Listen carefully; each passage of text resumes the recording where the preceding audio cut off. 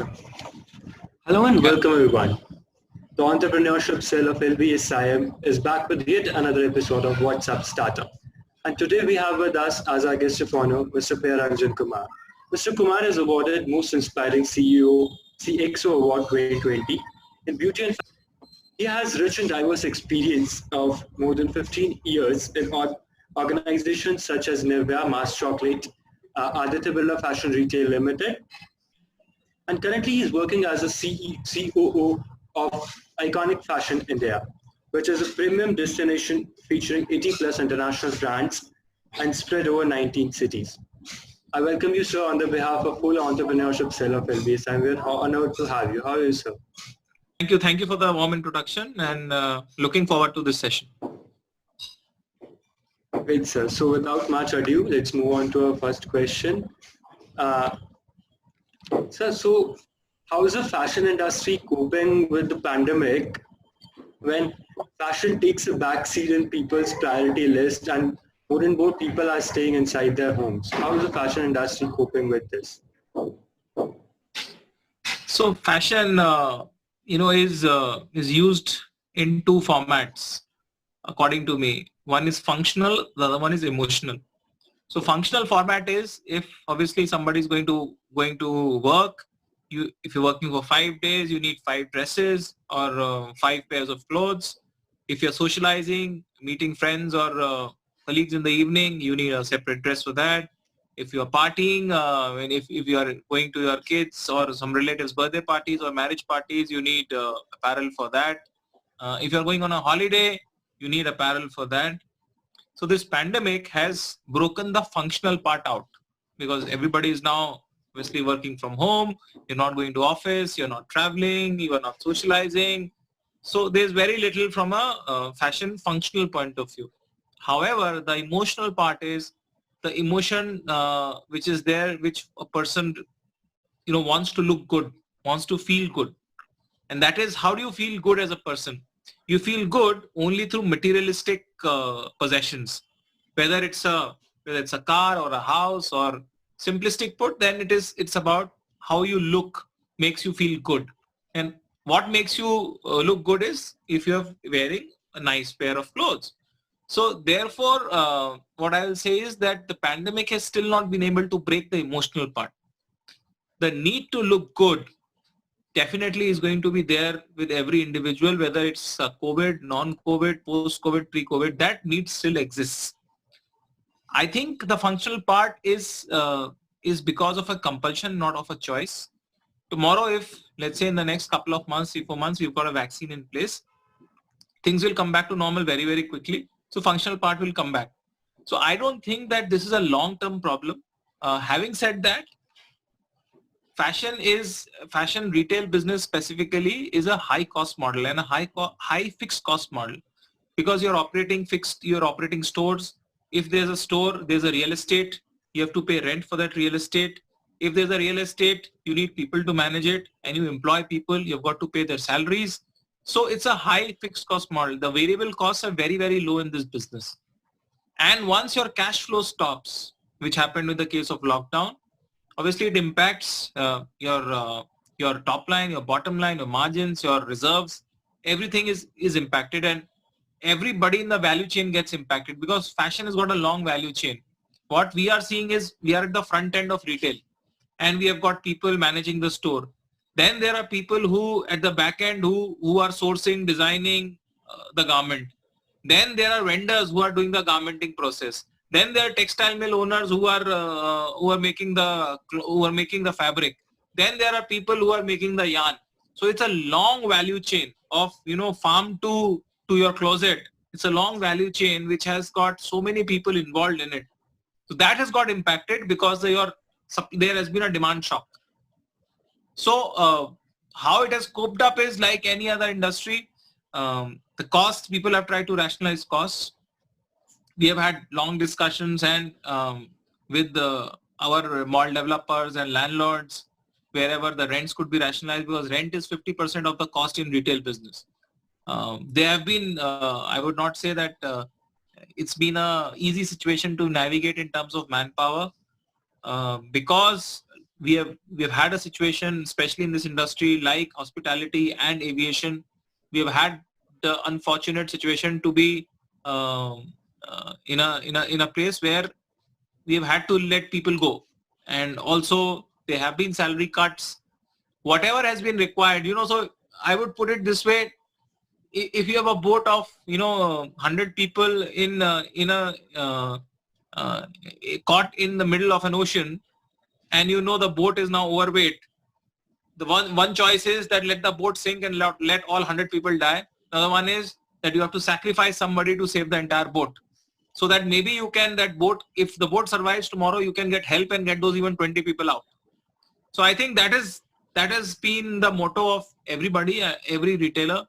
They've had to have some collateral damage, but I think it's getting back on track. And the moment it's back on track, people who have lost jobs are going to get jobs very, very quickly also.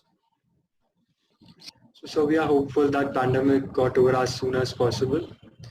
So since you've worked in diverse industries like FMCG, retail, and pharma also, so can you please tell us the difference between working in these fields like retail, fashion, pharma, and then FMCG? What are how the challenges in working of these industries different from each other? See, I think it's very, very different, and also it starts from your individual capacity to take on a risk, because the moment you change your industry and change a sector within FMCG is also a large industry, but even in FMCG, you've got different types of product categories. And I would say that I had the good fortune of working in different product categories within FMCG as well. They are very, very different. So starting off, I started my career with Aditya Birla Group as a management trainee, where I was selling a B2B product. It was an aluminum roofing sheet. The channel, the people, the way the business operated was very, very different. Because you're ultimately selling to a factory owner, or you're selling to a large industrial house. So the way you are selling, the channel and your relationships become very, very important. When I went to pharma industry operates very differently, because if you walk into a chemist store, you will find that the number of SKUs which a chemist keeps is about 10x of a grocery store. Simply because if you take a category like toothpaste, you will have 5 brands or 7 brands in toothpaste. But let's say you take a product category like a paracetamol, you will have at least 100 brands in paracetamol. So, and if you have 100 brands in paracetamol, it becomes impossible for a chemist to buy from one distributor, because one distributor may have about 2 or 3 brands, 4 brands. So what happens is in pharma, you have a wholesale model of distribution. So a wholesaler is going to buy from all the distributors in small quantities. Then he'll go to a chemist store and he's going to service it. Because also what happens is, difference between grocery and chemist is that a grocery store will, let's say, okay, give me 5 pieces of Colgate dental cream. Give me 5 pieces of Colgate Fresh or Max Fresh, etc. Chemist is going to say, give me 1 strip of this medicine. Give me 1 strip of this medicine. So the cost of servicing for a distributor becomes very large. He's selling much lesser number of brands. Within that also, there will not be a quantity which the chemist is going to buy. He's going to buy 1 strip, 2 strips. So the cost of servicing becomes very, very high. Therefore, you have a wholesale model of distribution. Wholesaler comes in between. He gives 100 companies to option of 100 companies to a chemist. And he knows that he's going to order one strip. So he orders one strip. So it's a win-win situation. So it's a wholesale model of distribution. Then I moved to United Breweries, which is Alcobev, and since it's an alcoholic category, so it is determined by the state excise laws, which means is that you cannot open a liquor vent anywhere that you feel like. There are earmarked places by the government. So for example, it cannot be within 2 kilometer radius of a school. It cannot be near, let's say, 1 kilometer on the highway. So there are certain rules and regulations which say that, okay, you need to have a certain place where you can put up a liquor vent, which means that it's restrictive in nature. So pharma is wholesale distribution, Alcobev or alcoholic beverages, any alcohol product category is restrictive model of distribution. You can only sell to a fixed number of people. So if you are selling to a fixed number of people, the power shifts from supply to demand. Supplier no longer has the choice that I cannot supply to 100 points. I know there are only 25 points available. And out of those 25 points, if let's say 5 people don't buy my product, I'm not going to be available there. So he has the power of negotiating. So this is restrictive model of distribution. Then I joined Mars Chocolates, which was a cold chain model of distribution, because chocolates of Mars are very heat sensitive. in India, the cold chain infrastructure is very poor. Supply infrastructure is poor, storage infrastructure is poor at the retail. So it was a cold chain model of distribution. So you need to transport in your air frozen, your cool vans to the distributor point. Distributor point, it needs to be stored in a right condition with an air conditioner on always. Then supply needs to be happening with your shipper boxes with chill pads. And at the retail point, you need to store it in a chiller. So I think the whole value chain is very, very different, because what it means is that again, you cannot be placing it anywhere and everywhere that you feel like. You need to be placing at the right places where you feel that, okay, there's infrastructure and the quality of the chocolate can be maintained. So this was my first, 5 years of my professional journey. I had the good fortune of working in different product categories within FMCG itself. Then came Nivea, which was like personal care. Personal care again is very different from foods. It can be sold anywhere and everywhere that you feel like, because it sells in grocery stores, it sells in chemist stores, it sells in supermarkets, hypermarkets, everywhere. So because it's a product category that's easy on that anybody can consume. Retail was very different, because your first 10 years I was in FMCG, and FMCG teaches you, or the only requirement in FMCG is top line. You are only driving sales.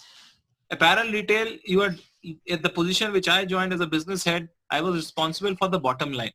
So if you're responsible for the bottom line, which means you are responsible for, the complete, your role becomes equivalent to a CEO, that since you're responsible for the bottom line. So it's a 360 role where you look at merchandising, you look at human resource, you look at commercial, you look at costs, you look at operations, you look at new store development. So that's a huge value add which comes from a skill set point of view in retail compared to FMCG, which is a unidimensional role in terms of driving sales. Thank you, sir. You have enlightened us with your journey so far. It was really rich and diverse at the same time. So, sir, you've talked about the infrastructure of cold chain in India. So, sir, how do you see the change between the infrastructure when you worked with Mars Chocolate and how it is now? The infrastructure is definitely improved. There's no doubt about it. Last 7 years, if I look back, the infrastructure has improved. Coke and Pepsi have started to put more chillers. Cadbury started to put more chillers. The air conditioning, because see, if you look at the supply side, any infrastructure has to be complemented with your electricity supply. Because chilling infrastructure cannot work without electricity. Now, if you look at it, India, from gone are those ages or gone are those days when there used to be power cuts of 5 hours or 7 hours in localities and homes and commercial areas. Now, India, you don't see that. I mean, in any major city, even in a tier 1, tier 2 city, power cuts are things of the past now. You won't, unless there's a major breakdown, etc., you will not see a power cut. So since the supply side got corrected, and India became, at some level, it has become electricity surplus country. Once that got fixed, people then started to improve infrastructure. So you really see air conditioning systems and air conditioning sales has gone through the roof in the last 5-6 years. Yeah, so everybody from let's say even a middle class family, people have moved from fans to coolers to air conditioners very quickly, and that's been the movement. People who were just had fans in their home 7 years back now have air coolers. People who had air coolers 7 years back now have air conditioners. So that's been the same way of infrastructure development at even if it's happened in residential, it's happened in commercial as well. Stores which you saw maybe 10 years back, and if they're still existing, and most of them would be still existing, they did not have an air conditioner then, now they have an air conditioner. So overall infrastructure improvement has happened at every part of the supply chain, and so I see a huge change there. And also companies have introduced new product. For example, Cadbury Silk was just about entering India in 2010-11. It was just about entered India. Now Cadbury Silk is the lead brand. Cadbury's, I mean, if the product, if the market leader in a product category launches a product which requires a chilling infrastructure to be stored, then they are going to correct the entire supply chain, and they are going to correct the storage place as well. So Cadbury has put up humongous number of chillers in the last 4-5 years. So has Coke and so has Pepsi. So I think it's really improved. Good to hear that, so that India is improving in its infrastructure. So you work with stalwarts like Mars, ABRLF, and so sir, now you're working in comparatively a newer organization. So sir, does it throw any challenges on you as a COO when you are working in a newer organization? Had you been working in stalwarts like you have worked with in past? Yeah. See, the only difference between the type of business remains same. What you are doing remains same. What changes is that you have got to very quickly adjust to abundance of resources to scarcity of resources. That is the large change which happens in life. For example, cash flow was never a concern or never even a thought in mind when you work for large corporates. Cash flow is a number one priority when you are working in smaller companies, because you are doing business from yesterday's sales. I mean, the situation is like this in smaller companies and startups kind of an environment. So I think from a experience point of view, and I've consciously tried to do this in my career, I have never tried to remain in one sphere of work or in one sphere of skill set for a very long time.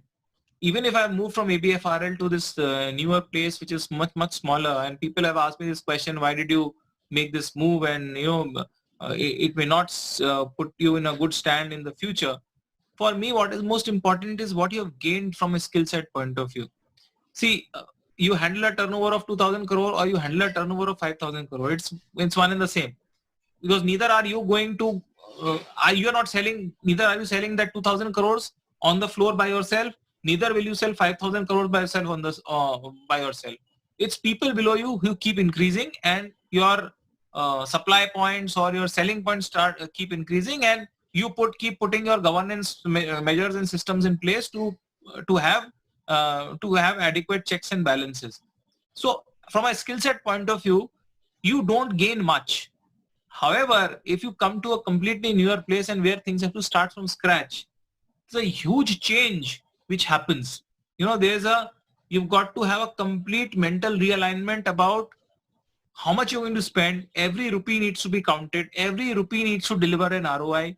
So these things never cross your mind when you are in large corporates. So I think that's the mental shift which happens from large companies to smaller companies.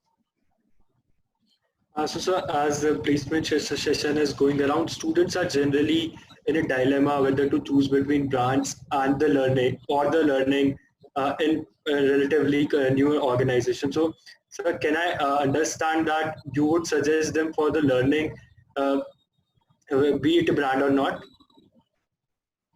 See, what has happened is in India, and India is changing dramatically. Imagine a situation 15 years back. You had very few small companies and you had large companies. And you take any product category, there were 3 or 4 very large companies and very few small companies.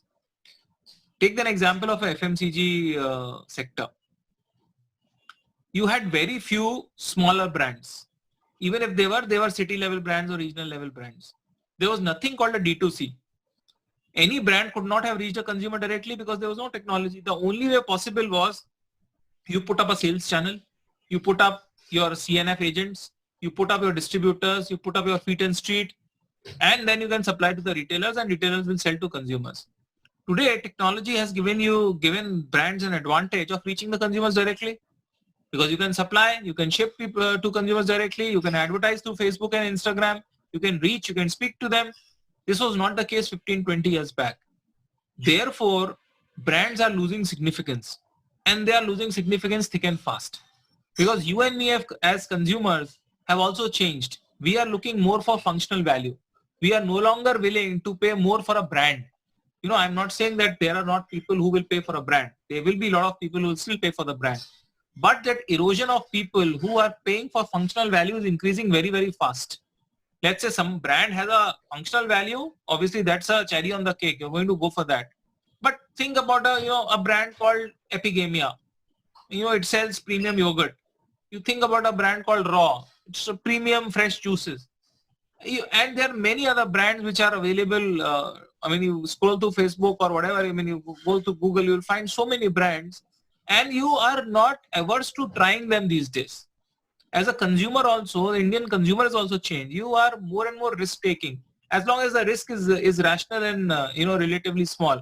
Obviously, you will not order, let's say, a 25,000 rupee product from an unknown source, but you can definitely order a 300 rupee product from an unknown source or unknown brand, as long as it is giving you functional value. See, in the name of COVID, in the name of your immunity build-up, so many brands have sold so many products, newer brands, which are not even in existence 5 months back. So I think from a placement point of view, when you ask this question, because the entire landscape has become democratized, it has become so democratic for anybody. Tomorrow I want to launch a brand, I don't have to worry about the channel. I don't have to worry about anything. I'll get approvals online. I will get manufacturers to make that product online. I can get the branding approved online. I will make the payment online. Manufacturer will deliver the product to me through his shipping agents. I will deliver the product directly to the consumer through a third-party shipping company. It could be Blue Dart, it could be FedEx, it could be Shiprocket, anybody. So sitting at home, you can make a brand. Now you tell me 15, 20 years back, this was not the case. It was impossible to do it. Right now, because the landscape has changed dramatically, therefore for the students who are just coming out of campuses, you need to build your skill set.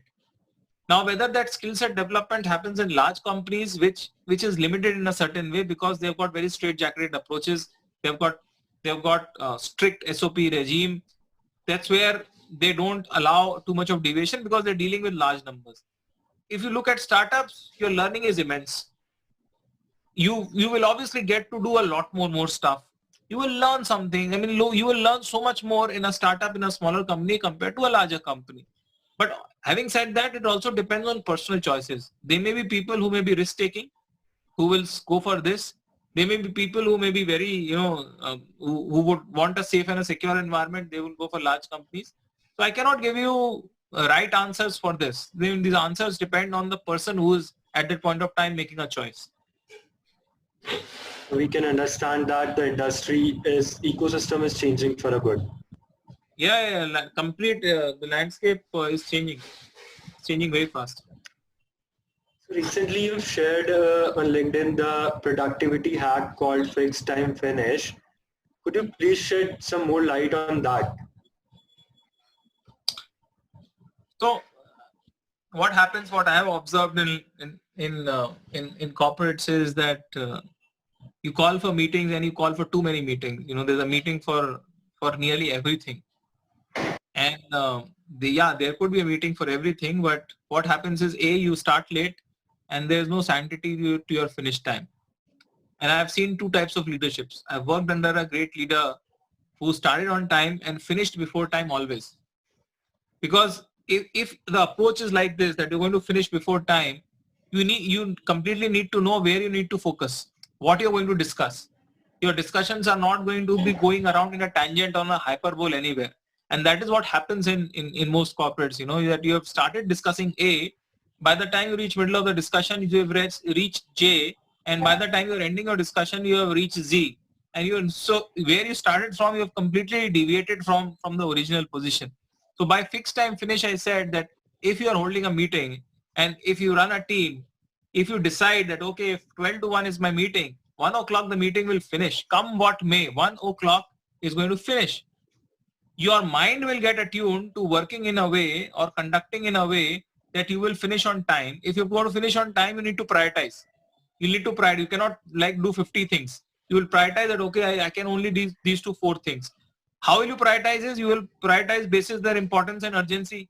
So then you will make a urgent, important grid, and then you will place that, okay, these 4 agenda items I can. So it makes you so much better as a person. It helps you to prioritize.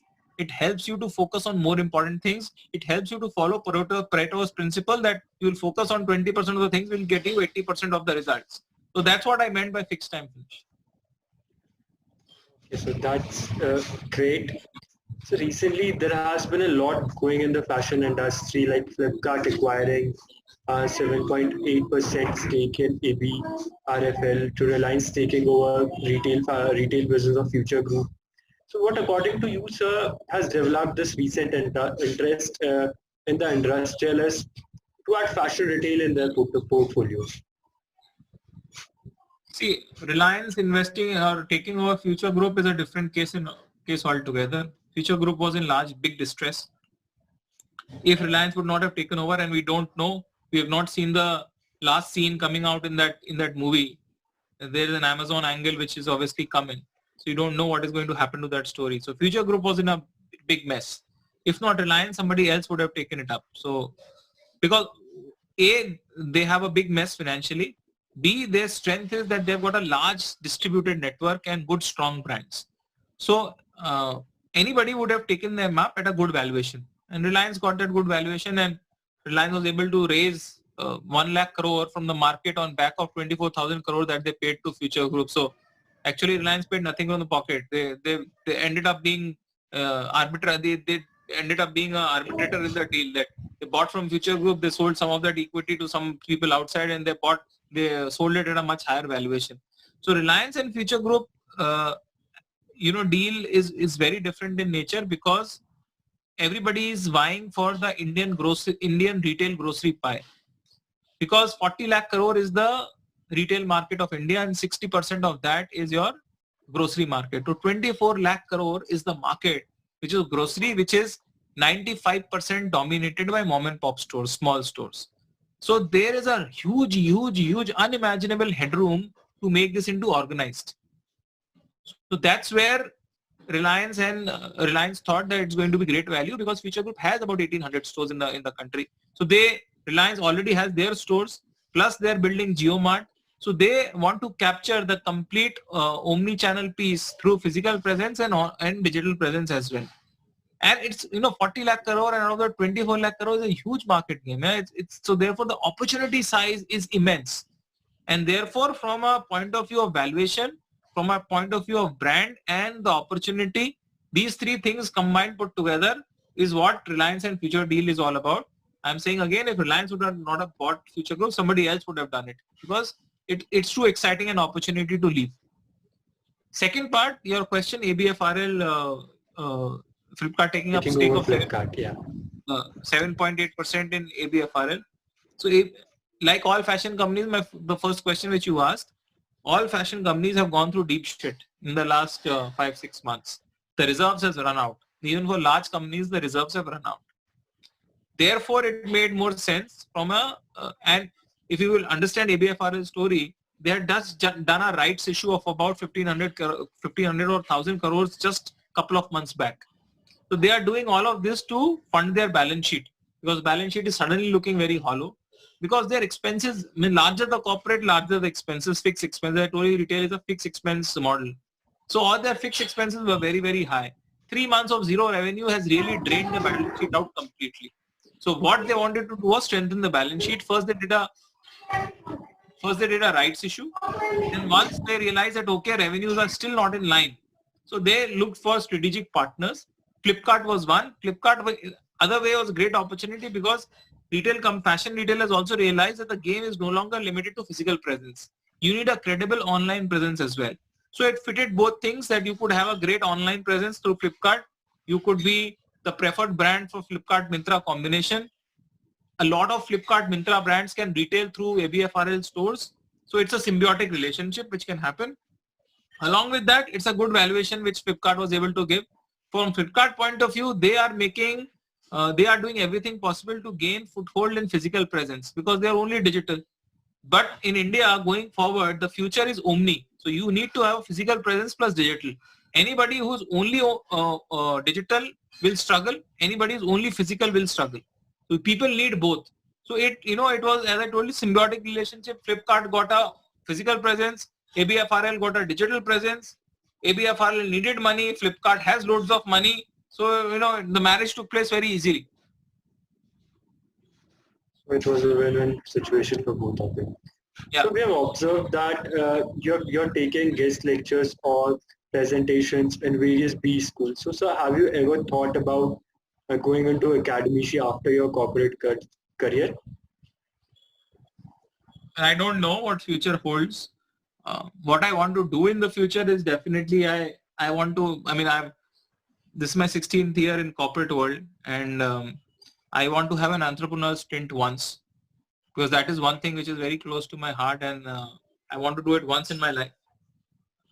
And this is more of an interest. This is more of a hobby that you can say that I like to share my learnings, and it's not just related to B schools. If you have noticed my LinkedIn profile, I share whatever I think is relevant, and I share it openly with people. They can learn from it, and I feel great if I can share something which people can have some value add into their life, into their professional life or personal life. Because I've also gained from experience, so there's no harm in sharing that experience with everybody. So what these guest lectures in these B schools help me is that it helps me to connect with the generation of today, because very different from 15 years back, 16 years back when I passed out from my B school. So it's very different, very fresh. So it helps to connect. I get that freshness of thought, and the questions sometimes really, force you to think deeply about certain situations. So that is my value add from the system, and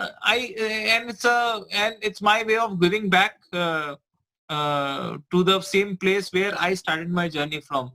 And if somebody can benefit from my experience, what's the harm? So that's what I look at it. I've not thought of a career in academics in the future, but I am such a guy who says never say never. So it may just happen. You don't know, but yeah, I've not thought anything. Okay, we can expect to see you someday in a B school teaching.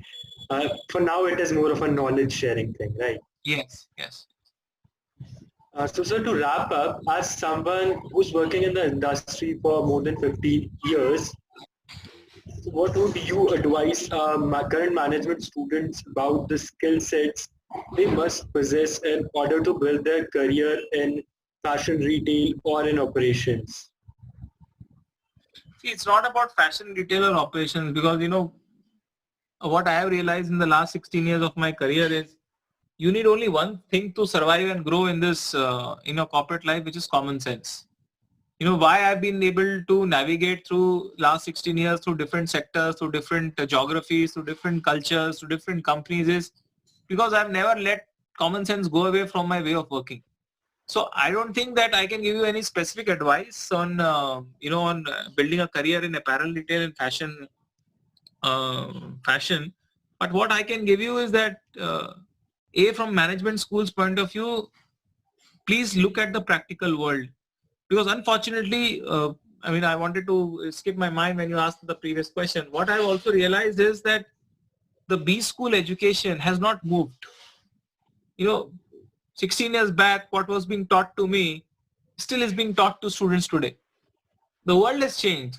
You can have a chapter on retail management or a D2C or a e-commerce, but that doesn't help you to learn.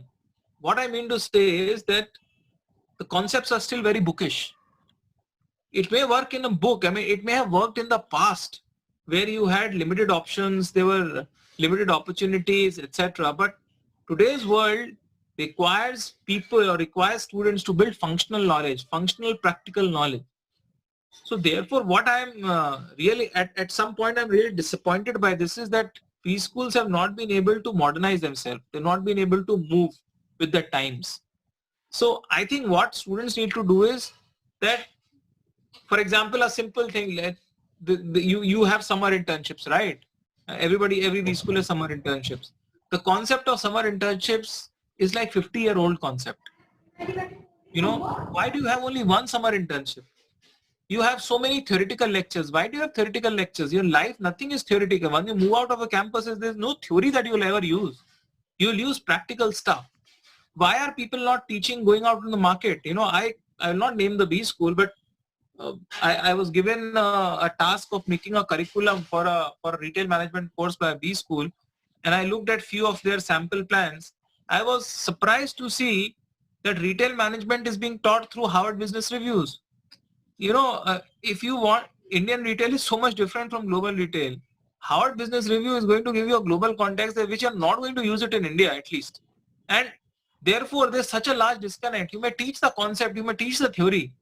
People who are teaching have never been in the corporate side, have never seen the practical stuff. Therefore, they can teach only theory, and therefore they're only teaching theory. which means that people who are passing out are so theoretical and bookish. They don't have functional, practical knowledge. To, from a skill set point of view, they are underdeveloped. And therefore, it provides a huge challenge in terms of, in terms of your employment generation also. Today's world is such that opportunities are shrinking. If you have put a certain sector in mind or certain profile in mind, opportunities are increasing if you have no sector in mind, if you don't put any filters in your mind. So it's more about gaining practical skill set. I think that is what I will advise students is look for practicality. I will advise B schools. I'll advise all your coordinators, your curriculum coordinators, your course heads, etc. That they should invite more and more people from the corporate world, more and more industry teaching. What's happening in the industry is more important rather than teaching people theoretical stuff.